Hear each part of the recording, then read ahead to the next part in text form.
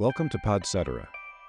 Each episode is a journey of discovery as we delve into topics that pique our curiosity and yours. We feature in-depth interviews with fascinating individuals who have extraordinary stories to share.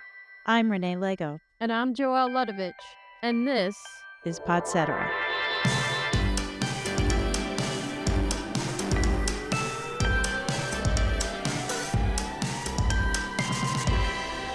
Alethea Crimmins, welcome to Podcetera. Thanks for joining us. Thank you for having me. Alethea, can you introduce yourself and tell us about your journey to becoming an educator, global motivational speaker, and inspirational personality? I am Alethea Crimmins. I am from Lafayette, Louisiana. And I started this journey because, like a lot of people, I am an underdog. And I didn't really have anybody in my life to motivate me and to hype me up and to make me feel good about myself. And I went through a lot. I went through abuse. I went through a lot of pain. I went through a lot of struggle. And there came a time in my life that I realized that nobody was coming to save me. I had to save myself. And in doing that, I became my own cheerleader. I became the person that I needed in my life. And I knew that other people were going through the exact same thing as me. I decided that not only would I choose me, that I would use my journey to help other people, and I would be for other people what nobody was for me. I am the cheerleader for the underdog. I have taught pre-K for 15 years, and there came a time where God and the universe said, you need to do more. You need to take what you're doing and this is your path. This is what you were meant to do. So I took a leap of faith, and for the first time ever, I decided to invest in me and to choose me for real and to walk in my greatness. I'm so glad that I did, because I've been able to do things that I've never thought that I could do. I'm able to speak in platforms and stages that I never thought I would ever be able to ever do that. I was on national TV. You mentioned that no one was coming to save you, Alethea. So I have a quote that I have in front of me on my wall all the time. It says, "No one is coming to rescue you. It's an inside job." And that is by Lisa A. Romano. And she's a breakthrough life coach. And she talks a lot about narcissism and that kind of thing. So it kind of reminded me of that quote when you said that. Can you tell us how Pimpin Positivity started and what inspired you to create this movement? Pimpin Positivity started because what I had to realize was everything negative that I thought about myself, the voice that I thought was mine was not. And I found this out in college in a psych class whenever a teacher asked us to write down 5 positive things about ourselves, and I couldn't do it. Like I struggled so much so that I got up, walked out, sat outside of class and cried, because I was like, why? Like everybody else is sitting here just writing, and I can't think of one positive thing about me. After class, she came and she got me and she asked me what was wrong, and I told her. And she was like, okay, well, try this. I want you to write 5 negative things about yourself. I was like, oh, that's easy. You need 20? Like I could do that. So I'm just writing all these negative things. And she said, stop. I want you to look at this list and read it out loud. And as I'm reading this list, I know that I'm talking. I know that words are coming out of my mouth, but the voice that I'm hearing isn't mine. The voice I'm hearing is my mama's voice. The voice I'm hearing is people in my family, my friends, my past, well, not friends, but people that were not with me, people in my past. It was never my voice. And she said, I want you to take all those negative things and turn them into positives. And I was like, okay, I can do that. And she said, well, now say this out loud. And I did. That was my voice. So from then on, I decided to make my voice louder than all of the negative voices that were in my head. And in order to do that, I had to change my mindset and turn all the negative into positive.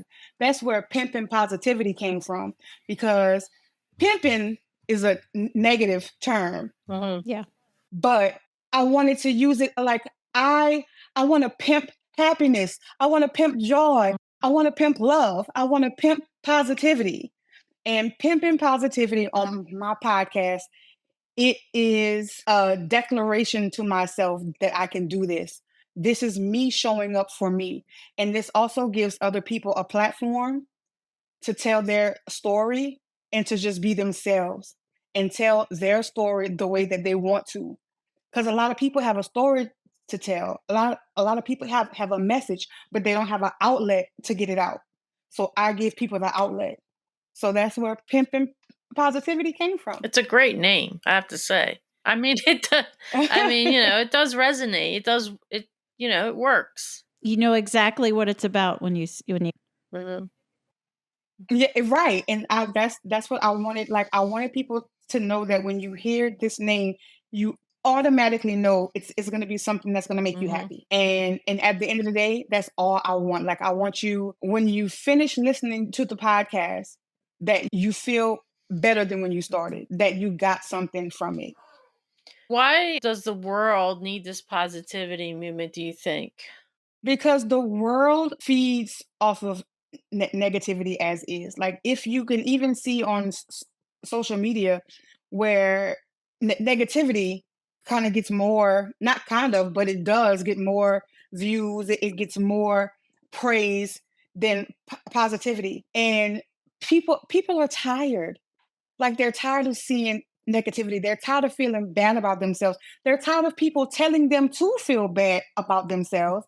If you look a certain way, if you act a certain way, people are tired. And people need to know that it's okay to be exactly who you are. It's okay to be unique. It's okay to love yourself in the body that you're in. You don't have to conform to the world. It's okay to live outside of the box. And I feel like people need to hear that. People need to know that and to understand that you can be great. It doesn't matter what walk of life, who you are, how you look, you can be great. Period. What exactly do you think in your message, in the positivity, is resonating with people the most? Do you have any stories of people sending you a message about a certain video? What's hitting them? Oh gosh. All the time. I think it's my delivery. Cause in I was always told to calm down, to tone down. People who meet me are always like, "Oh my God, like this is really you." What you see is really me in real life. Like I am really that person. Like I really do have all this energy. And I think it's my delivery and the words that I say because I do, when I look at this camera, I'm speaking to myself, but I do feel like I'm looking and speaking directly to you. And I feel like people feel that like I'm speaking to you. And I've had people DM me and say, you know what, I have cancer and you have helped me through my cancer. Like I don't think I would have made it without you. I have people that message me saying I was right to the point where I didn't want to be here anymore. Like I wanted to take my life. And then I heard you tell me that I was enough. I heard you tell me that I was meant for greatness. I heard you tell me to go out there and be great. And it just made me want to be that. I got a DM today that a woman went through a horrible divorce and her husband made her feel like crap. And she said, watching me and listening to me for the first time, she put on makeup, she put on a dress. And when she looked at herself, she heard my voice and she said, she said that she felt like a bad bitch Mhm. and she hasn't felt like that for a very long time. And she said that she heard me saying, "You are the shit, though." She did nothing but the shit. And she was like, "Yeah, yes, I am." Like it's stuff like that that keeps me going. It's things like that that makes me want to continue doing what I do. Like I know that I have a purpose because there are days where I'm like, is this really am I really touching people? Because I have depression, and I have shared this with everybody. And there are times where I get in my own head, and then I get these messages like, "Yeah, you really helped me." So I know that this is what I know that I know that I know that this is what I was meant to do. So I can't stop. No matter how hard it gets, no matter how tough I am on myself, I can't stop. When you're having those bad days, right? Whether it's physical, mental, something happens in your life, do you take a break and not record a video, or do you go and record a video and you let people see the raw, real emotion? And then are there times though when you keep it to yourself? Sometimes I take a break, but I find like this journey has been healing to me. Like it has healed other people, but it's also healed me. So I let the world know, because people think that just because we are who we are, that we don't have problems, that we don't have issues. And I want you to see I go through the same shit you do. Recently, I posted a video about my eating disorder because I'm here visiting my daughter. This is my first time that I ever traveled by myself. And when I'm with her, I'm fine. But when I come back to my room and I'm by myself, I tend to binge eat.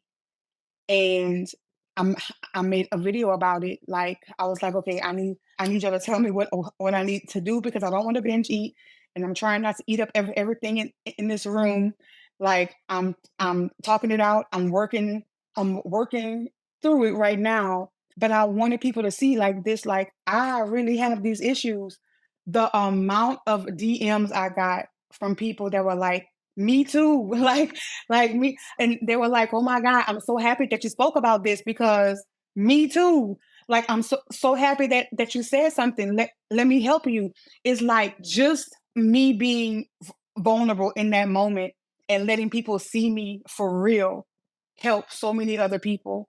I feel like if more people would just let them see them for real, because this to me is more than just a platform. Like this is healing. Like this is a community that I'm building with people that have the same issues, and we are literally helping each other navigate through life. And that's all I want to do. That's all I want to do.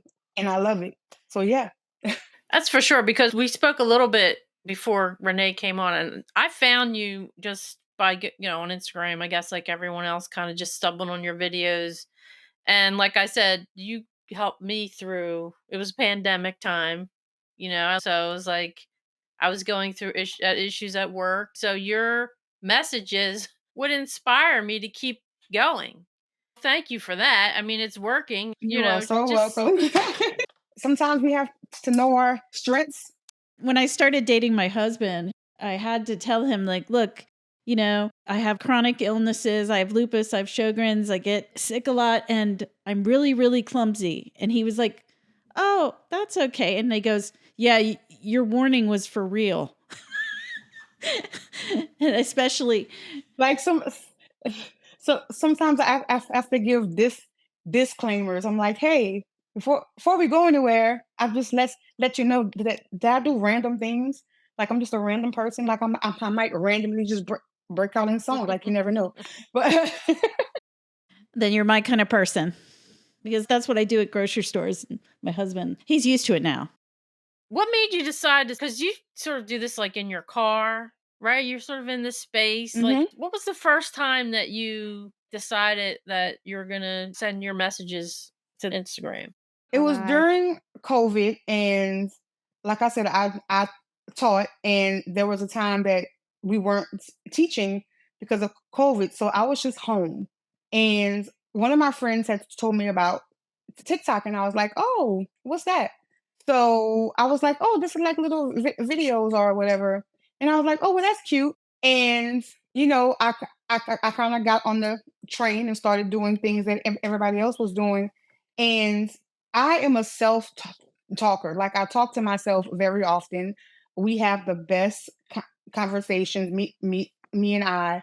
We have awesome convos, and I motivate myself every day. When it was time to go back to work, I knew that it would be a struggle, because just like in every job, there's people that don't like you, and people that pray for your downfall, and they have haters. So I was like, okay, you know what?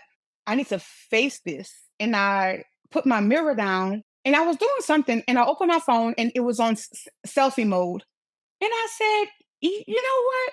Let me try something new. Let me do something I've never done before." let me be myself. Let me just be me and talk to this camera and hype myself up. And I recorded it. Like I recorded me giving myself a pep talk before work. Because when you look at your camera, you have to look at yourself. And I'm so good at giving everybody else advice, but it was hard for me to take my own. So when I look at myself, it's like I'm talking to somebody else and I'm able to give myself that same advice that I would give somebody else. And I was like, well, nobody knows me on TikTok. So what would happen if I just posted? What would happen if I just put me out there? And I did. I was very scared. I posted it and I just left it there. I didn't look at the comments. I didn't look at anything. All of a sudden, I just kept getting ding, ding, ding, ding, ding, ding, ding, and I was like, "What is going on?" Like I didn't know what was happening. So I opened up the app and I looked under my video, and I was floored at the amount of people that said, "Oh my God, I needed this today. Thank you for this. Like, you really helped me. Like, I needed this." I was like, oh my gosh, okay. And it hit me. I can be myself. Like, I never had anybody hyping me up, motivating me. And obviously, there's people that feel exactly like me. So I didn't feel by myself. I didn't feel alone. So I was like, well, let me be the cheerleader. Mhm. Let me, because most people do not know that when I'm talking to you, I'm also talking to myself because I talk through things that I actually go through in life. So I'm telling you things that I tell myself. And what you don't see is when I turn off my camera, I'm like, you're welcome. And I'm like, oh my God. That's what people don't see. Okay. What was the time between that first video and the second video? How long did it take you to make video 2? Oh, almost immediately. Almost immediately. Really? Yeah. At the end of the day at work, something happened. I think somebody had told me something, and it made me feel really down on myself. And I was like, okay, what would you tell somebody else? What would you tell yourself? I said, well, let me grab my phone and talk to myself again. And I opened my phone and I gave myself advice and I posted it. And it was the same result. I was like, okay. And of course, you had naysayers because the people that follow me know that I have a speech impediment. I stutter since I was 3 years old.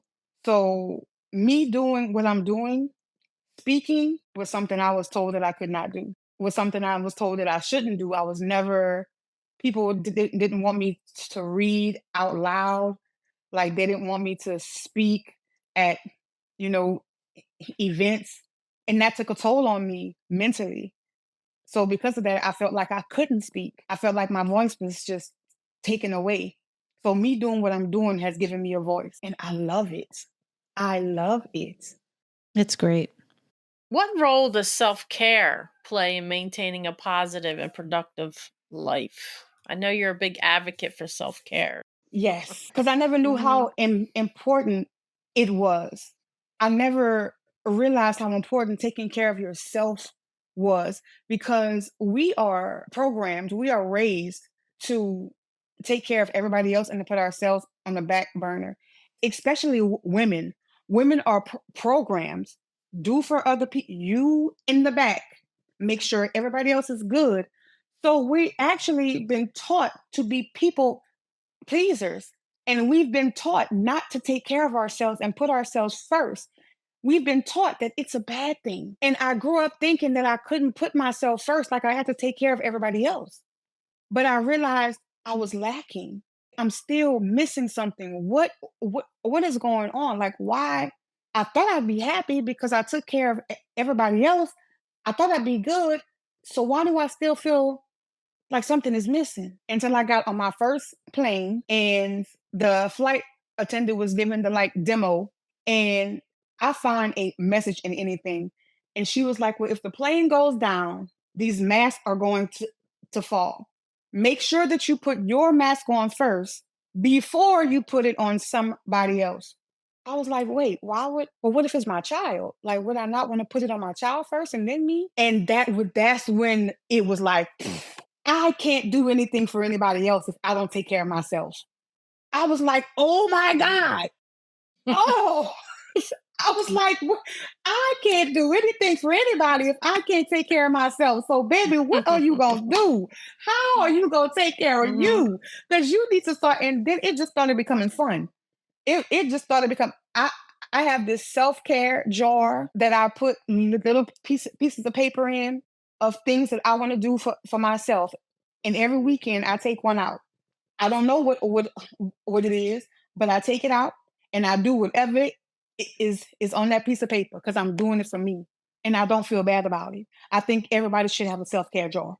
So, what are some of the things in your self care jar? I would like to know. Oh gosh, like I take myself on dates. I take myself to the movies. I have found that I love to get my nails done, and like I will give myself a like spa day. I will listen to podcasts to better myself. Like I'll do things mentally. I will meditate, take walks, just little small things like that. I will turn off my phone. I will let my family know for 1 hour my phone is going to be off. I am going to the park and I'm just going to be. Just little things like that is self-care because sometimes you just need to detach. Y'all going to be all right. I need to go and woosah.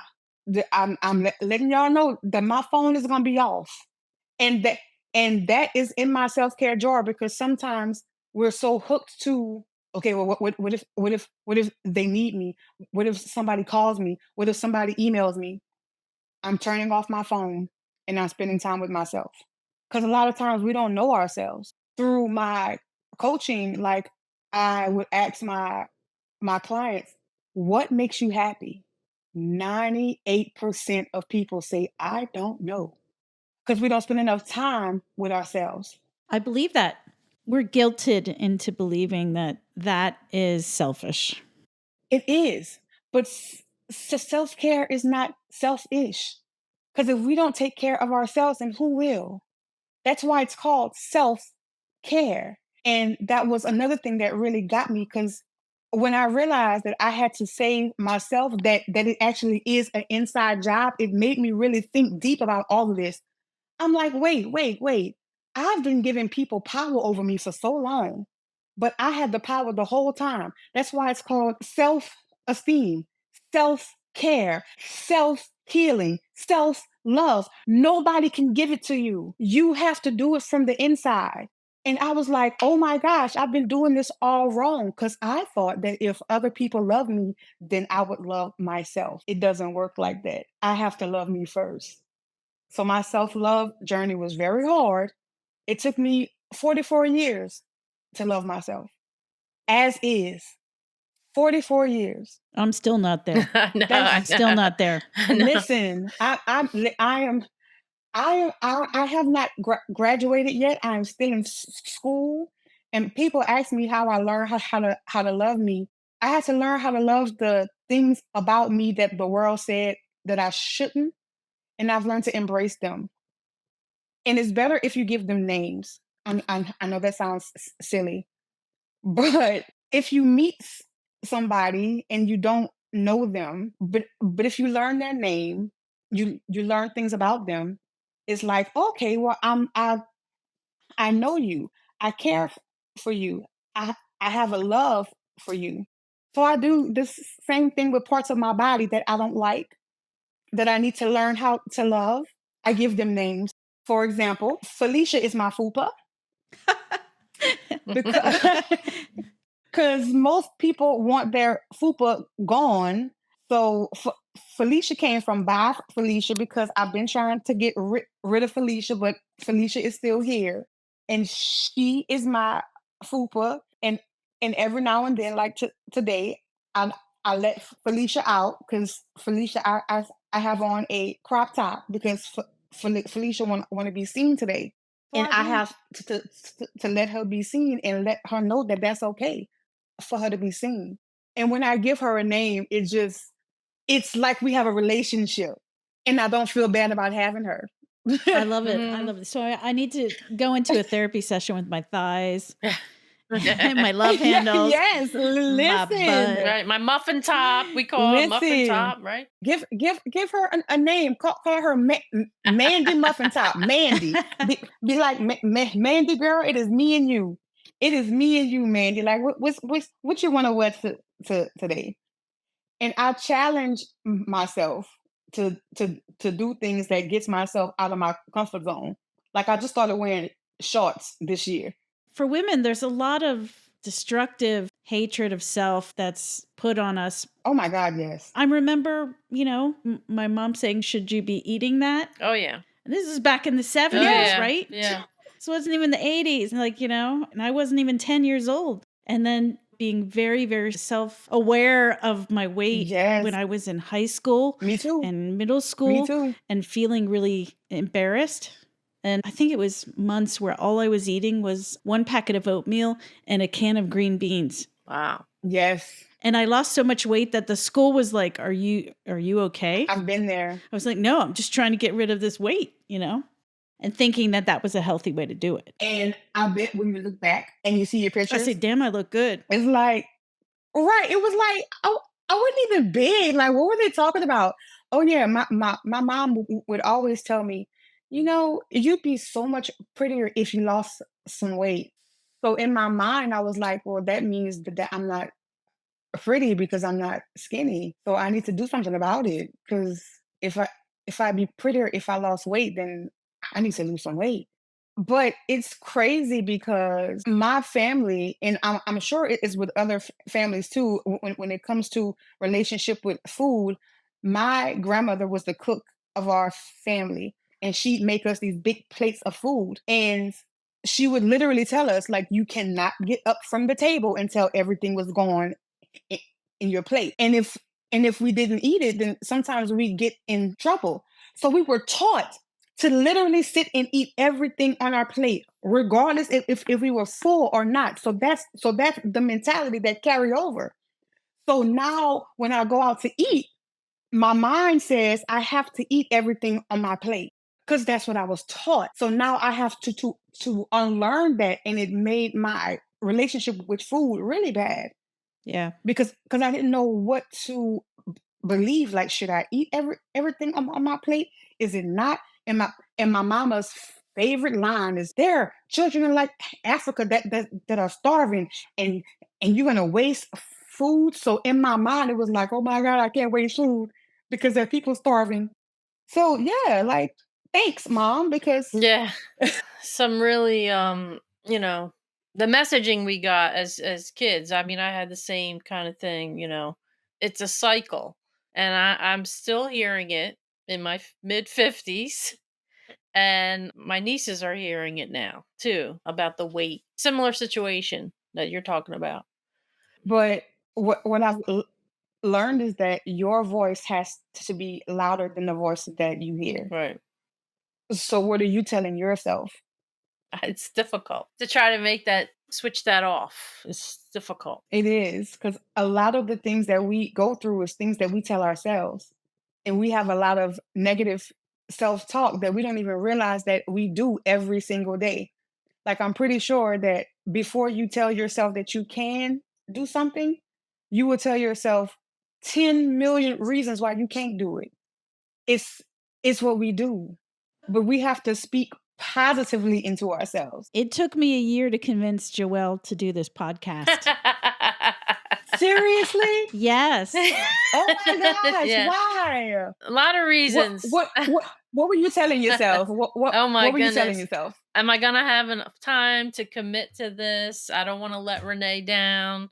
I want to be able to do it fully to the best of my ability. What if I fall short of that? Oh, like all of that stuff. But I knew my workload didn't really give me a lot of free time at the time. I teach at a university, and I was the chair the past 4 years. I just finished that the end of June. So just finished. Woo! So Renee has me now. So like I have more time to dedicate to the podcast, and I also write for a magazine. So, That's awesome. thank you. Out in Jersey, an LGBTQ plus magazine. I love it. Joelle is way more badass than she realizes. Nah, see, that's a thing.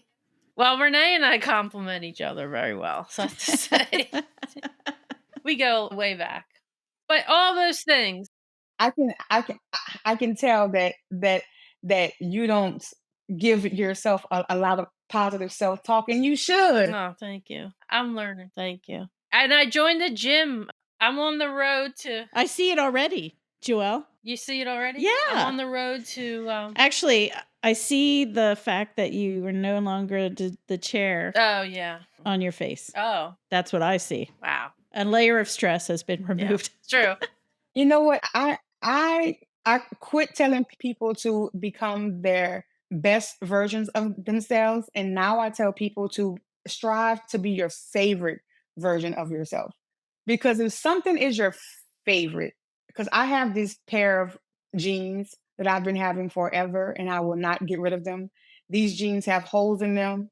These jeans have been through some things, but these are my favorite pair of jeans, and I'm just not, because I love them. And when I thought about that, I said, I want to feel about myself like I feel about these jeans. It don't matter what these jeans have been through. It don't matter how ill fitting these jeans are. I'm going to keep it. That's me. I don't care how broken I am. I don't care what I've been through. I need to be my favorite person, my favorite version of me. That is how I can love myself more. And if I'm my favorite, then I will strive to be the best. So I no longer want to be the best version of me. If I'm my favorite version of me, then I'm already the best. Roughly 3 million Americans stutter, and it's estimated that between 70 and 80 million people worldwide stutter. Being a kid is hard. Being a kid with a stutter is exponentially harder. Oh my God, yes. Tell us what it was like growing up with a stutter, if you're comfortable sharing that. There's one story that comes to mind that I share with people. I was an avid reader. I loved to read. Books were one of my thing. And I was really smart growing up. And the teacher had gave us an assignment to write an essay about one of my favorite books, Charlotte's Web. And when we got to class, we were going to read like one paragraph from what we wrote. When I tell you I was excited because I loved to read, I loved to write, and I knew that my essay was the shit. I knew it. And I was ready. So we got to class, and one by one, she called on everybody to read a paragraph. I was as the time got closer, I was like, okay, it is my turn. I'm about to show everybody that I'm just good at writing. I'm good at what I do.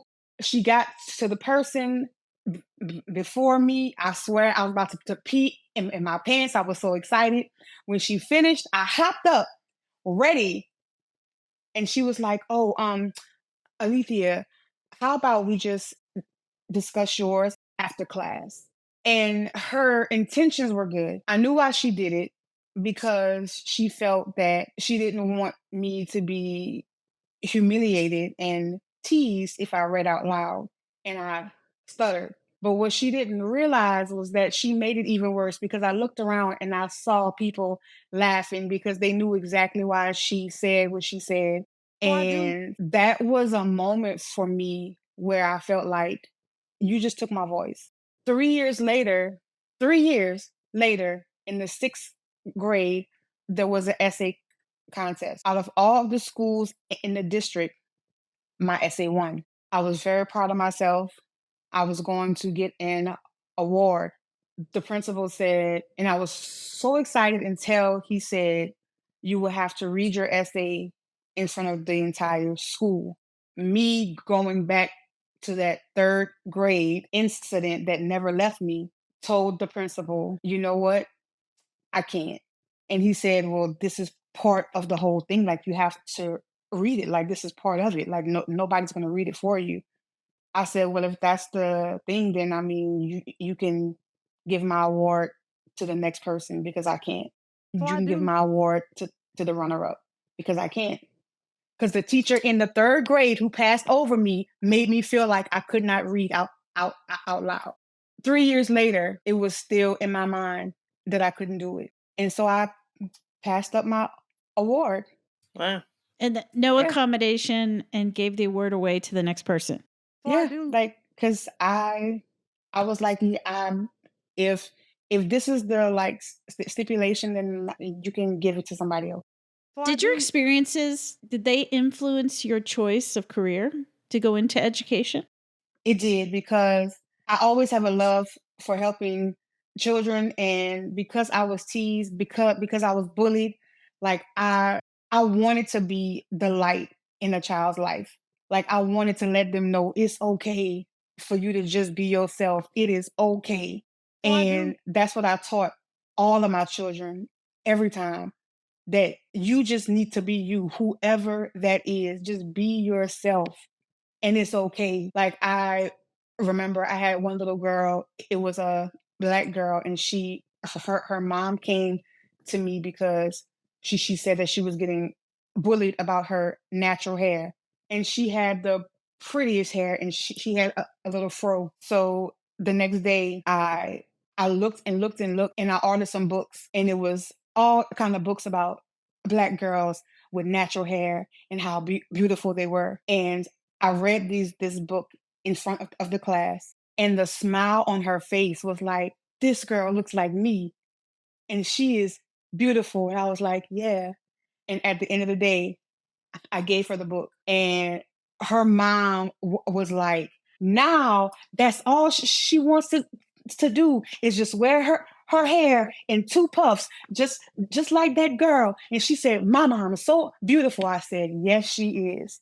That's that's how I wanted to impact children's lives. So that's why I started to teach, so I can give them a voice too. So Are I there do. any strategies or techniques that you find to be effective to manage the stutter? You know, you're going to have to be in front of the class, or you're going to be on video, or do you not worry about it and you just let it happen? Sometimes I just speak, but if I know I'm going to be speaking in front of people, I'm mindful of what I say. So I think about what I say before I say it, and it comes out a little easier. I've also learned tricks, like people would notice. They'd be like, "Girl, well, you talk with your hands." Well, one, I'm from Louisiana, and we all talk with our hands. But two, I talk with my hands because it helps me get my words out. And it's a little trick that I've learned, that if I talk with my hands, it helps me get my words out better. So I just use different things for me that works. I'm Italian and we talk with our hands too, so I get it. All right. Right, right. I'm always up there talking with the students and, you know. Yep. So you're among famous company of people who have stutters. One person that we know is Joe Biden. And Mhm. Joe Biden gets, I'll just call it, a lot of crap from people who either don't realize that he has lived his whole life with a stutter. What advice do you have for folks who are dealing with it and are afraid to speak in public or afraid to do a video? Embrace it. Embrace it. Because that's what I had to learn how to do. I had to not let it be the thorn in my side that made me not do what I love to do. If I would have let my stutter consume me, I wouldn't be doing what I'm doing now. And people want to hear me speak. Like people invite me to go speak, knowing that I have a stutter. They still want me to speak at their like conferences and at their events. I'm like, oh my gosh. A lot of people don't even notice that I stutter until I tell them. Don't let this stop you. Let this motivate you. Let this drive you to be more. And don't let your stutter take your voice. Don't let it take your voice. It is a part of you. Embrace it. Learn how to love it. Through your life coaching, have you worked with others that maybe had issues, stuttering and things like that? Yes, I have. Can you talk a little bit about your life coaching and what you do there? Now, this is not therapy at all. And I tell everybody this. This is basically, I start out saying that this is like me and you in a cafe having brunch, drinking wine, like we're just talking. Because I want you to be comfortable. I want you to feel like you're talking to a friend, because that is what this is. And like I said, I've been through a lot in life, and a lot of people resonate with that and they relate with it because they've been like, okay, well, me too. I've been through the same thing. I don't know how to navigate through it. I do, because I've learned different techniques. I've learned different ways of navigating through life, even when it's hard. So I give people the tools to do that. I tell them what I did, what I struggled through, what helped me. And sometimes people just need somebody to talk to that understands. And that's me. What type of support and tools do you give your clients when you're coaching them to work through some of their issues? Are there sort of general things or specific to your each individual client? Most people come because they have self-esteem issues, they have confidence issues and self-worth issues. So I give them a 2 week challenge, because a lot of things that helped me was sticky notes and positive affirmations. And believe it or not, sticky notes are very powerful. And what I've learned is that anything that you say after I am, your unconscious mind will believe that, even if we don't, our unconscious mind does. Because the only reason that we feel bad about ourselves is because we kept hearing it over and over and over again. So we have the power to reprogram ourselves if we say it out loud over and over and over again. We can reprogram our minds and knock all those negative voices out. We have the power to do that. So I give my clients a 2 week challenge. I am, you write it on a sticky note, and whatever word that you want you to be, put it on your mirror, because that's the first thing that you look at. And you say it every single day out loud. Look at yourself in the face and say it every single day out loud. Out loud. And if you say it out loud every day for 2 weeks, you'll start to notice. Because even if doctors give you medicine, they say it takes 2 weeks for you to actually see some change. 2 weeks every single day. You're not going to notice it at first. Other people will. They'll be like, hey, there's something different about you, because you've been reprogramming yourself. So now you walk a little different. You feel a little different. You put more effort into how you look, and people start to notice there's something different about you. What have you been doing? You have been reprogramming yourself to feel better about you. It starts from the inside, and when your inside feels good, it shows on your outside. So that's what I work with people on, is just reprogramming themselves to unlearn every negative thing that they've learned, and we're going to reprogram you. Because just like our phones, when our phones has too much stuff uploaded to it and download, it doesn't run like it's supposed to. It starts to run slowly. It doesn't operate like it's supposed to. Same thing with us. We've had so much negativity downloaded into us, we don't operate in our greatness. So we need a factory reset. And that's why people come to me, so they can get a factory reset. That's awesome. Or buy a new phone. That's what they always think. go. It's time for a new phone, but really it's time for a reset. No. And Right. and that's it. Who So I are do- some of your personal role models or sources of inspiration? My daughter, because she has been through a whole lot.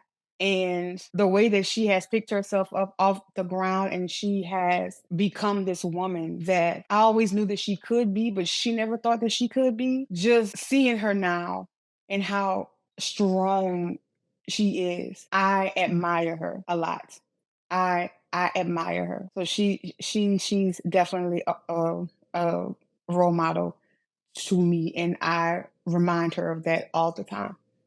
What is one piece of advice you would give someone who's starting their journey towards a more positive and fulfilling life? People always ask what the secret to life is.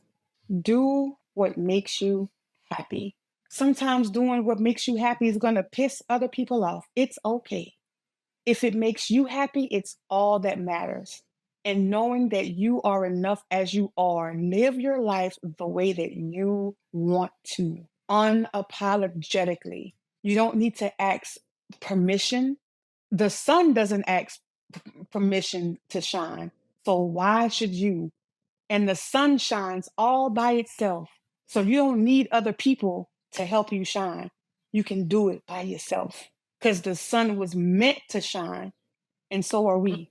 So that's the advice that I would give. What is the one thing you wish more people understood about the power of positivity? That it can literally change your life. We create our own realities and we don't realize that. Our realities are what we make it. So then we have to ask ourselves, what type of life do I want? What do I want my reality to be? Because if you speak negative things, the negative things are going to happen. What people don't know, and I tell this story, and I never really believed in that, in like manifesting things and speaking life until it actually happened. I kid you not. 2 weeks before I went on a Jennifer Hudson show for the first time, I was talking with my manager, and I was like, you know what? I am gonna be on a talk show. I'm gonna be on either Kelly Clarkson. I'm gonna be on. I said no. I'm gonna be on the Jennifer Hudson show. I said you just watch. Now this is me joking with him, but I'm speaking it out loud. 2 weeks later, I get an email from a producer from the Jennifer Hudson show. Wow. I thought I was being punked. but That's a master class on manifesting. Wow. Right there. but that is the power of positivity, because a lot of times there is a door that we are scared to walk through. This door has our name in lights, like it's lit up. It's our door, but we're standing outside of the door making every excuse why we cannot walk through it. But the door is yours, and you never know what's behind there until you walk through it. But we talk ourselves out of it. Yeah. Tell yourself what you can do and less of what you cannot do. Speak life into yourself, and you will see amazing things happen. Oh, I love that. Speak life into yourself. Mm. And you will see amazing things happen. Like I'm telling you. And from that moment, I said, I am going to say things out loud because I know that they are going to happen. I've never been to New York. I told my manager, I said, you know what? I'm going to go to New York. A month later, I get an email from this lingerie company from the UK. They were launching their brand at Nordstrom. They wanted me to speak. And where was it? Wow. In New York. Wow. I was like, ah! You're giving me the chills. That's amazing. I know. Like I'm telling you, like I need some of your Zazazoo. I know. I literally have this vision board that I speak out loud. I said, you know, I want to speak out of the country. In August, I'm going to London. In September, I'm going to Canada. Wow. Amazing. Awesome. Congrats. We create our own reality. We create it. I need a vision board. Because I have like things I want to do. I need to put it on a vision board, I guess. Yes. Write it down, look at it, and say it out loud. Podcast. Check. Well, I wanted to work on the morning show with Jennifer Aniston. I want to work on that show. Check. I don't know. I got to put that on my vision board. Listen. For some reason, I want to work on that show. You never know what can happen if you just say stuff out loud and believe that it's going to happen. Hashtag Jennifer Aniston. Hashtag morning show. I love it. All right. Thank you. Like, this has been awesome. Thank y'all so much. Thank you. Thank you for your time. We do a segment called Question Down the Lane. We have each guest ask a question for our next guest. What are you going to do personally to get out the vote? I actually said this because I was going to do something because I noticed things when I travel that I don't see home, and I was going to actually make a post about it. And people want change so bad, but we don't do what needs to be done to have those changes made. So we need to get out there and vote and let our voices be heard, because we can't be the change if we don't go out there and make change happen. We do a speed round segment at the end of our show. The first question of the speed round is, what game show would you be an amazing host of and why? Probably Shazam, because I like songs. So I feel like I'll be a good host. I think I would be a good host at any game. game show because I just have that personality. Yeah, you do. Okay. You do.